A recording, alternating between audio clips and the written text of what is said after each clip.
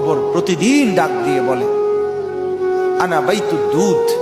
প্রত্যেকের কবর প্রত্যেককে ডেকে বলে, ও আল্লাহর বান্দা, জানো আমি পোকামাকড়ের ঘর, পোকামাকড়ের ঘর।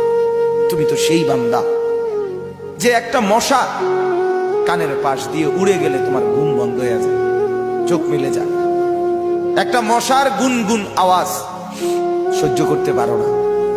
একবার কয়েল, একবার অ্যারোসল, একবার মশারি, এরপরেও তুমি চাও যে একটা মশাও যেন আমার কানের কাছে গুনগুন না করে।